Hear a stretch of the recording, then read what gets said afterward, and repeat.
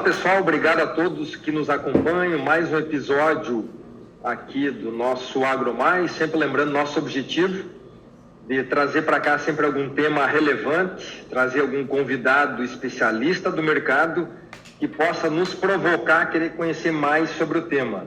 Agradecer muito quem nos acompanha aqui no canal no YouTube, quem nos acompanha nas redes sociais, quem ainda não se inscreveu no canal que possa fazer a inscrição, seguir aí no Instagram, no Facebook, no LinkedIn, no Twitter, enfim, estamos em todas as redes e ajudar a divulgar o material para que mais pessoas possam ter acesso às informações. Lembrando, né, que o nosso grande objetivo sempre foi provocar aqui um pouco do debate, né, de trazer os temas e provocar as pessoas a quererem conhecer mais sobre este ou aquele tema ligado ao agronegócio. Até pelo nosso tempo, de 15 a 20 minutos, a gente não consegue aprofundar muito, mas consegue provocar você a querer conhecer mais sobre o tema. Então, sempre na descrição do vídeo ficam os contatos do nosso convidado, as redes sociais dele, e como você pode encontrar ele para você poder também seguir conhecendo mais sobre o tema.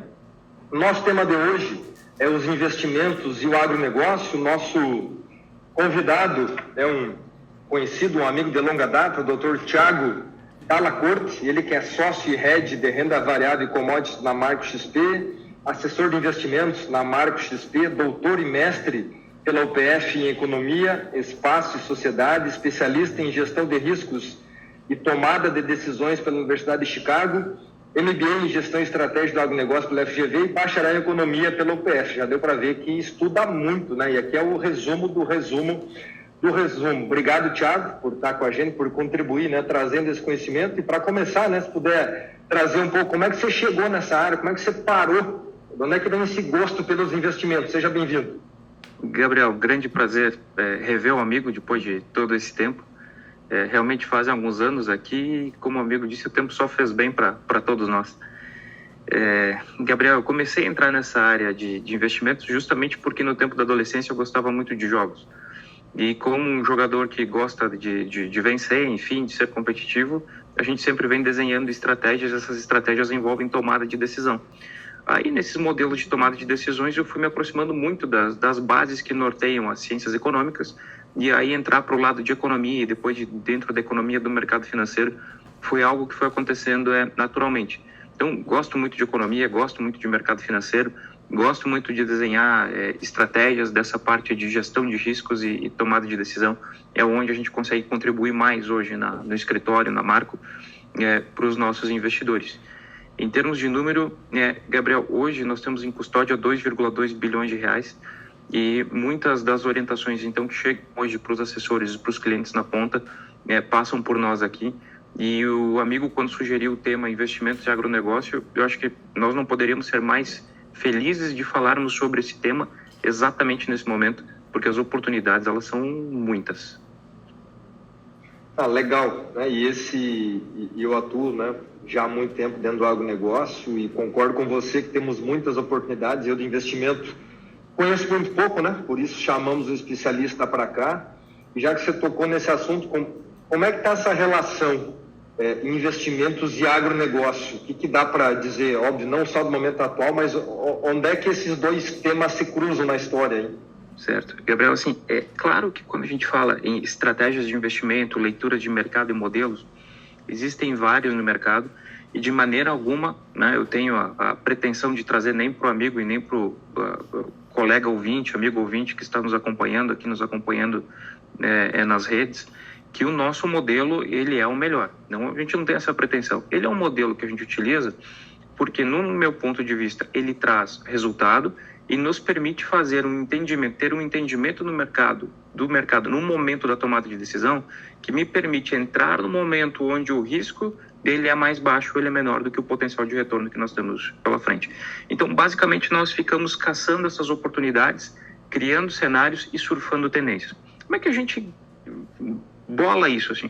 É uma análise de funil, né? Nós começamos sempre olhando para a economia global. Então, nós estamos chegando num PIB global hoje que está estabilizando acima da casa de 100 trilhões de dólares. Desses 100 trilhões de dólares, os americanos contribuem com 25. União Europeia como um todo, uns seus 20 trilhões. China vai lá fazendo seus 18 tri.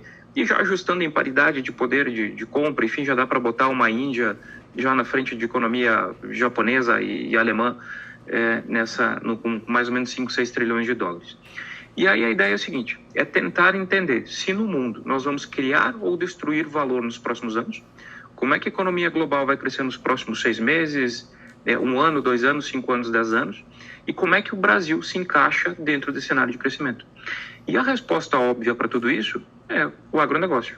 Um mundo, para ele crescer nessa velocidade, para atender às metas de crescimento e as políticas econômicas traçadas, eles precisam muito, de commodities, precisam muito de alimento. E o Brasil, mesmo que seja uma economia que não queira crescer, se a gente fizer tudo errado e não quiser crescer, o mundo precisa tanto da gente para nos empurrar. Então, o Brasil cresce mesmo que seja alheio à sua vontade. E isso nos coloca numa posição muito interessante para conseguir fazer com que investidores, mesmo que não sejam investidores, e na grande maioria, Gabriel, os investidores que a gente trabalha aqui ainda não são do agronegócio, eles não estão ligados a essa atividade. São profissionais que vêm do ramo de serviços, saúde, indústria, empresários de outros setores, enfim, mas que procuram montar uma carteira de investimentos e hoje investem muito em ativos do agronegócio. Então, a gente tenta sempre isolar esses vetores e seja em renda fixa, em renda variável ou em mercados futuros, isolando, entendendo como é que o mundo vai crescer e quais são as empresas que podem se beneficiar desse crescimento, nós aportamos recursos nessas empresas para os investidores e ficamos monitorando os riscos em cima de uma série de estratégias. O que eu tenho na tela aqui é o resumo do que foi 2023, até foi uma atualização feita agora à tarde para essa fala com o amigo. Nós conseguimos monitorar aqui todos os números desde janeiro de 2023, e aí o amigo pode verificar na tela, bem na parte laranjada, que nós tivemos no ano, foram 20 operações. Dessas 20 operações envolvendo o agro como renda variável, nós tivemos uma taxa de acerto de 80%. As operações duraram 23 dias. E a principal operação que nós fizemos hoje no mercado, e eu não quero que o produtor fique bravo com a gente, tá? Porque a gente não tem culpa disso, mas foi venda de soja. Venda de soja foi a operação que nós mais repetimos no ano passado. Foram 7 entradas. E dessas 7 entradas a gente conseguiu construir um retorno, que esse retorno que está na ponta da direita ali de 463% no ano. Nós já começamos assim, Gabriel, para você entender a tese e quem está nos acompanhando aqui ter uma ideia de como é que a gente pensa, a gente sempre tenta entender qual é o comportamento da economia americana. Entendendo que a economia americana é a locomotiva do mundo e dentro dessa locomotiva tem um motor e o motor são as empresas. Então a gente sempre começa qualquer tipo de análise olhando para o S&P 500. O S&P 500, antes de ser um índice da Bolsa Americana, ele é um instrumento que permite hoje a tomada de decisão. É um indicador de mercado que quem toma decisão, seja em qualquer setor da economia global, precisa olhar para essas empresas para saber se elas estão querendo expandir em termos de investimento, se estão esperando resultados melhores ou piores ao longo do tempo. Se eles estão acelerando, naturalmente o consumo de commodities vai subir. Se eles estão desacelerando, naturalmente os preços eles vão voltar para o seu nível de equilíbrio. E eu gostaria que os amigos concentrassem aqui no ponto 3. Né? O que a gente tem aqui no ponto 3? Nós tivemos a pandemia. Durante a pandemia, as empresas perderam 34% do seu valor de mercado. Logo em seguida, começou um pacote de ajuda que em torno de 12 meses chegou a 30 trilhões de dólares. Então, amigo, já imagino que é uma injeção de 30 trilhões de dólares numa economia que não chegava a ser tri na época. Nós tivemos uma retomada tão forte, né, do faturamento, do lucro dessas empresas, que elas valorizaram 114% de 23 de março de 2020 até 3 de janeiro de 2022. Pouquíssimas vezes na história nós vimos tanta criação de valor num espaço de tempo tão curto. Muito dinheiro no mercado e a forma, Gabriel, como isso aconteceu é a chave para nós entendermos o que vem pela frente, né? O que nós fizemos ano passado e o que nós vamos fazer aqui em 2024. Grande parte desse recurso ele aconteceu via transferência de renda direta. Não foi só o alívio quantitativo nos bancos, só a questão de crédito. As pessoas que provaram, eram mais carentes, mais humildes em termos de renda, receberam repasses diretos. Então, no Brasil, só não me lembro agora se foram 10 meses, 12 meses, enfim, que começou com um valor lá que ficou na faixa de R$400 em média. Todo mês esse valor entrava na conta dessas pessoas e isso aconteceu no mundo todo. E quando essas pessoas mais humildes receberam esse valor, o primeiro produto que eles foram consumir foi alimento e dentro do grupo de alimento proteína. E nessa ordem, bovina, suínos e aves, assim, em termos de preferência, né? E acabou o estoque de tudo. O amigo pode lembrar aqui que no Brasil acabou o estoque de carne, depois acabou o estoque de milho, acabou o estoque de soja, foram acabando os estoques e os preços foram subindo. O preço do aço subindo, o preço do petróleo subindo, o preço de outras ligas metálicas subindo, porque o consumo no mundo começou a acelerar. E até começar a pandemia, o que nós brincávamos aqui na mesa de operação era que no setor de aço se tinha tanto estoque de aço no mundo que o mundo não quer consumir todo esse estoque. E esse estoque secou também, os preços explodiram e com eles vem a inflação. E quando a inflação sobe, a inflação ela corrói o poder de compra da moeda e ela tem uma ligação que não é sempre assim, mas geralmente assim. Ela começa com uma inflação por demanda, depois ela pula para uma inflação de custos e depois ela vira uma inflação inercial. E os bancos centrais precisam atacar essa inflação antes que ela se transforme numa inflação inercial. Como é que geralmente eles fazem isso, então? Aí agora, fechando a torneira, né, acabaram essas transferências de renda, o juro sobe e agora, principalmente aqui no topo, lá 13 de janeiro de 22, a gente viu que o mercado ele já faz um topo, e é onde essas políticas elas já atingem o seu auge e começam a impactar o mercado. Claro que veio a guerra ali na frente, a guerra também ajudou a acelerar a inflação, mas com os preços mais altos. E com os juros altos e sem a ajuda para a demanda de repasse de renda, nós imaginávamos que a demanda, a partir daí, tinha atingido o seu auge, a partir desse momento ela ia começar a enfraquecer, e todo o aparato de transferência de crédito mais barato via juros mais baixos começariam a aparecer porque os produtores compraram maquinários novos. O amigo deve ter acompanhado, né, a grande troca de maquinário que se teve de 2020 para cá. Enfim, abertura de fronteira agrícola, maturação de áreas de terra, né, que aceleraram o processo com novos pacotes tecnológicos, enfim, mais avançados, e tudo isso melhorou a produtividade. Então, naquele momento, nós vimos a soja principalmente subindo um pouco mais forte, e nós imaginamos o seguinte: bem, aqui deve ser o auge, a partir daqui a gente vai começar a posicionar. Como é que nós posicionamos? Vendendo contratos futuros de soja. Essa foi a principal operação que nós puxamos. Trabalhamos também com milho, trabalhamos com boi, mas o grande carro-chefe, que concentrou 80% do nosso tempo, foi a soja, principalmente a partir de 2023, ali entre fevereiro e março a gente faz a primeira posição, e os preços vinham caindo. Então caíam, a gente recomprava, subia, a gente vendia de novo, caía, a gente recomprava. Durante o ano foram 7 operações nesse sentido. E se nós observarmos, infelizmente aqui, Gabriel, pegando mais ou menos 12 meses no passado, o amigo pode ver que a soja física acabou já perdendo 30% do valor em média. E chuto aqui que quando nós olharmos em retrospectiva, nós vamos lembrar do ano de 2023 como o ano que marcou a recomposição dos estoques de soja no mundo. Não só de soja, de todas as commodities, né? Recomposição de commodities, mas soja também. E aí, se você tem o estoque voltando, já não tem espaço para preços tão mais altos. Então, eu acho que a gente precisa assim, prestar bastante atenção para o que vem pela frente, para o cenário que vem pela frente. Porque não se tem mais o mesmo estímulo de demanda que se tinha no passado e nós temos uma oferta crescente. Então, especulamos e se especula ainda muito sobre clima no Brasil. Se nós pegarmos o que a Argentina vai recompor hoje de produção de soja, e se a gente colher ali entre seus 145 milhões em média, um pouquinho mais, um pouquinho menos, enfim, o Brasil, a América do Sul já colhe o que foi, o que entregou ano passado. E se os americanos agora já vai começar a gelar lá, maio, enfim, já vai estar especulando sobre a velocidade do plantio que está dentro da janela, fora da janela, enfim, para eles colocarem lá mais seus 115, 120 milhões de toneladas não precisa muito. Então, eu acho sim que essa recomposição do estoque é algo que pode pressionar preço e o produtor ele tem que ficar muito atento a isso, né? Eu acho que para reverter esse quadro hoje, precisa sim só de um impacto climático um pouco mais forte, e aí nós sabemos quanto tempo o agro pesquisou para que as cultivares de soja, principalmente, fossem mais resistentes às questões de oscilação de clima, enfim, isso vem se provando mais resiliente ao longo do tempo. Não estou aqui defendendo, Gabriel, de maneira alguma que os preços vão cair, tá?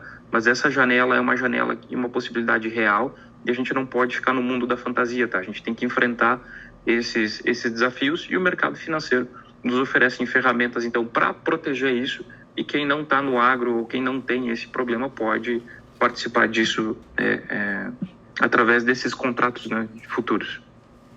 interessante e depois dessa aula aqui, né, esclarecedor desses minutos, e como eu disse antes, a gente tem um tempo aqui que ele não é muito grande, mas a lógica, a ideia, né, é instigar e provocar, né, para quem está acompanhando aqui, querer conhecer mais, né, você falou aí no começo da tua fala, pediu desculpa aos produtores, né, em função da questão do soja aí, e a gente tem muito produtor que acompanha aqui, tem muito produtor que segue as nossas redes e tá olhando esse material aqui, então até... Se você quiser até direcionar um pouco da linguagem para ele, basicamente metade do nosso público que acompanha os materiais semanais que a gente divulga são produtores rurais, seja a primeira, ou segunda ou terceira geração. Tem muita gente jovem aí que entrou, que está acompanhando também. E já caminhando para a nossa metade final aqui, se você puder trazer um pouco mais, bem nessa linha, né? Do que vem por aí, mas muito mais no sentido, como proteger um pouco, né, como proteger um pouco a minha produção, considerando que essa questão de oscilação climática, tem questão política, tudo isso, tem guerra, tudo isso não é mais novidade para ninguém, né? Porque isso tem todo ano, né? Então, se você puder trazer uma fala nesta linha, por favor, dá uma orientada nesse sentido, Thiago, por favor. Ok. Nós precisamos, Gabriel, nesse sentido, só passar rapidinho aqui, e olhar hoje para quem realmente assim, tem poder de movimentar os preços em Chicago. Né? Nessa tela aqui nós temos o saldo dos fundos de investimento, basicamente isso, o saldo dos especuladores, mas grande parte são os fundos de investimento em Chicago. E o amigo pode ver que ali de 2019 para frente, os fundos, quando eles estão na parte abaixo do zero, eles estão vendidos em contratos, ou seja, eles estão posicionando, esperando que o mercado caia para recomprar. E da pandemia para frente, 2020 para frente, esses fundos eles só ficaram comprados no mercado e começaram a ficar vendidos justamente na última semana de 2023 e seguem vendidos hoje com 100 mil contratos abertos. Então, hoje, a grande posição dos fundos de investimento de Chicago é vendida. Não quer dizer que em algum momento possa acontecer alguma reversão e eles possam ficar comprados, mas isso nos diz muito. Nos diz que quem tem muito dinheiro para apostar na direção de preços, hoje aposta numa direção de queda. Isso quer dizer que o preço só vai cair? Pessoal, é difícil a gente falar isso, mas nós zeramos as nossas posições de venda agora na terça-feira, que foi dia 30, se eu não me engano. A gente montou a última operação, foi dia 4 de dezembro, na faixa ali de $29,70 por saca, e zeramos ali na faixa de 26,70, deu mais ou menos $3 a saca de diferença num período inferior a 60 dias. E o que é esse instrumento que nós utilizamos? Ele é o contrato futuro da BMF, que é o espelho de Chicago. Então, Chicago movimenta, o nosso contrato aqui na B3, na BMF, ele replica esse movimento e o produtor pode utilizar ele para fazer hedge. Só nós não fizemos, e claro, podemos fazer, nessas operações nós não utilizamos o hedge passivo, que é aquele que geralmente o produtor faz quando ele vende a produção futura dele para a cooperativa, para uma trading, para uma agroindústria. Quando ele antecipa e faz uma venda futura, isso já é o hedge. Só que ele faz esse hedge fora do mercado financeiro, mas ele sai da incerteza, ele sai da oscilação de preço.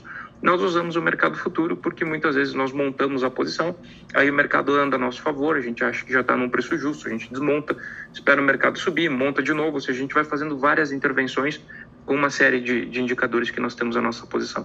Mas hoje, eu acho que o produtor ele precisa olhar muito para o mercado e talvez assim, tenha uma janela durante o ano que pode acontecer algum repique de preço.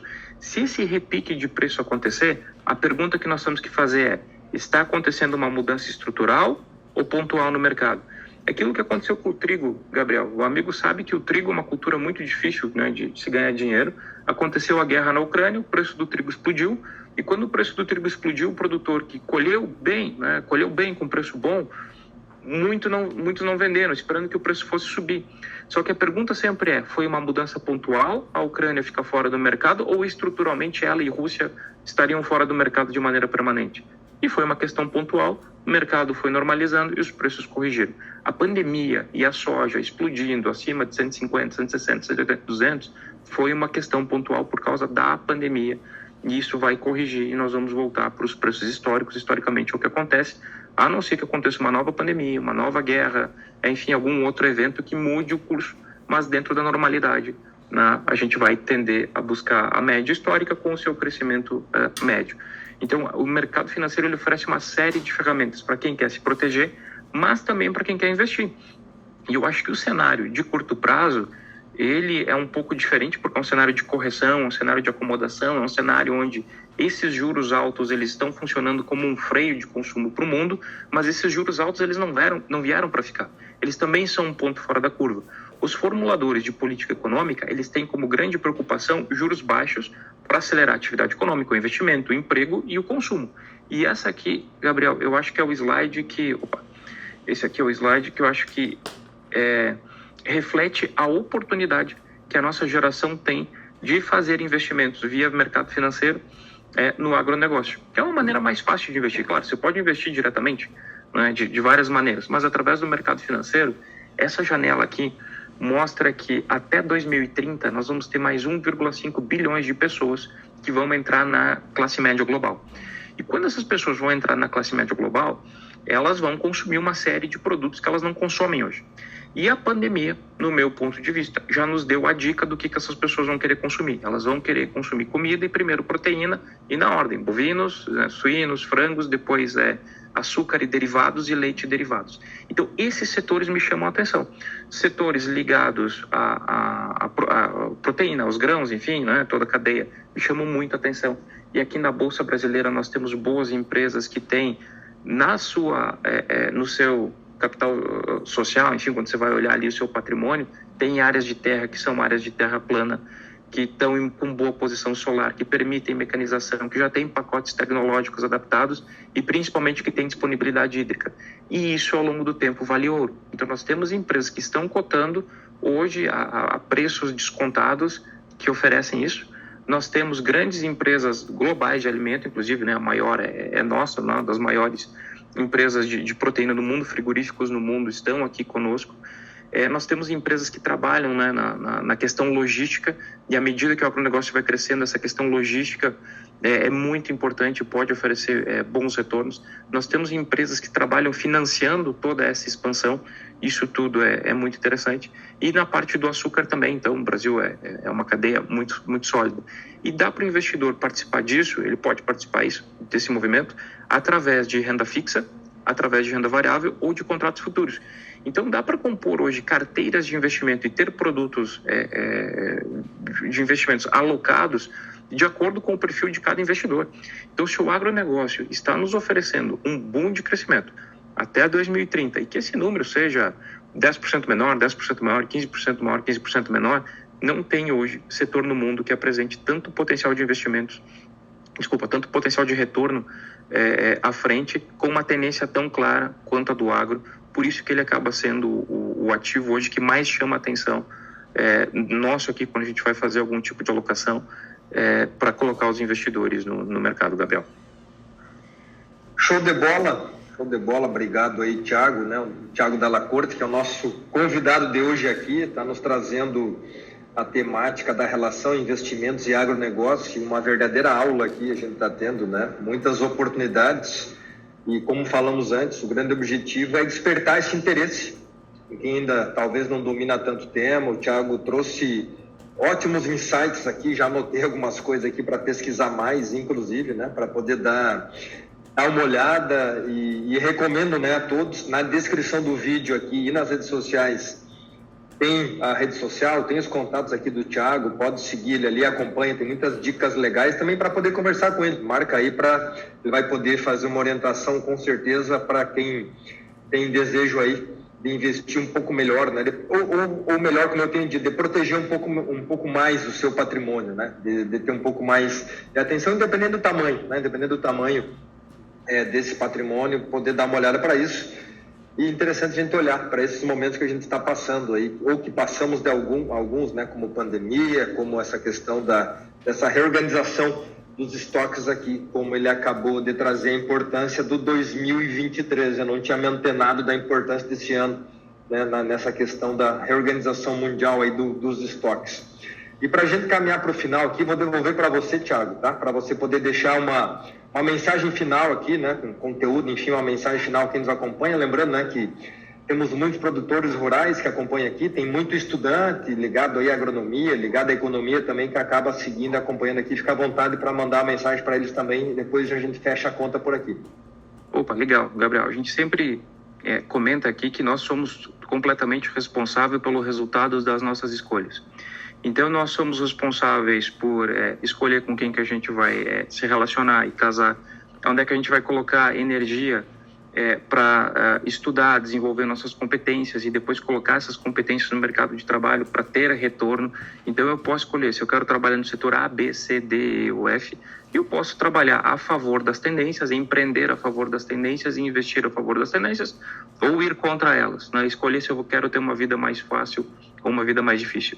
Então, essas áreas hoje, por exemplo, economia, aproximada do agronegócio, psicologia, aproximada do agronegócio, informática, aproximada do agronegócio, engenharia, enfim, no meu ponto de vista, são onde estão as melhores oportunidades de carreira, de investimento, e é um setor que vai nos oferecer, sim, pessoal, vai nos trazer muita alegria, e para o amigo produtor, né, essa correção dos preços que a gente está passando agora, está deixando todo mundo nervoso, e são expectativas cada vez mais baixas de faturamento, não só para quem está ali na ponta da produção, mas para as empresas que estão próximas a isso, para os bancos, enfim, isso tudo não é o normal no mercado. Então, 2022, 2023 são anos de exceção, são anos de forte inflação, de forte aumento de juros para segurar a atividade econômica. O normal são anos de estímulo ao crescimento. Então, esses juros vão baixar, o consumo global vai voltar a subir, as coisas vão alinhar, só que a gente vai ter que roer esse osso para depois ali na frente colher momentos de maior tranquilidade. Então, não se assustem com isso que a gente passou, principalmente da pandemia para cá, que isso é um ponto fora da curva. Tudo vai voltar à normalidade, e aquele cenário, principalmente 2016 a 2019, ali no pré-pandemia, é o normal de mercado, é para lá que a gente está caminhando, salvo guerra, né, pandemia, enfim, essas coisas que a gente não controla. Obrigado, Thiago. O Thiago, que é doutor em economia, ele que é sócio e head de renda variável e commodities na Marco XP, assessor de investimentos na Marco XP, enfim, um grande especialista em algo que eu sou fã aí, que é a tomada de decisões, né? E para tomar a melhor decisão, a gente tem que ter informação. Então fica a dica aqui para conversar com o Thiago, para seguir ele aí nas redes sociais, para buscar conversar, porque tomar decisão, como ele nos disse, a gente tem que tomar todos os dias. Agora, é muito melhor tomar decisão quando você tem uma informação confiável. E o Thiago nos deu uma explicação aqui onde buscar informação, como é que ele toma decisão, como é que ele busca orientar os clientes a tomarem as melhores decisões nesse cenário que a gente tem, né? A gente fala sempre que é um cenário de incerteza, mas tem muita coisa que é real aqui, e a gente pode minimizar isso. E essa é a proposta aqui, então fica o convite. Obrigado, Thiago. Obrigado por estar aqui com a gente, obrigado por compartilhar esse conhecimento, e quem quiser saber mais, na descrição do vídeo está aqui o contato do Thiago, está aqui um pouco do currículo dele, está aqui as redes sociais também para que você possa encontrar ele, e fique à vontade sempre, como a gente diz, para compartilharem este vídeo, este novo episódio nos seus grupos, nas suas redes também, para que mais pessoas possam, assim como você, ter acesso a esse tipo de conteúdo. Um grande abraço e nos vemos no próximo episódio.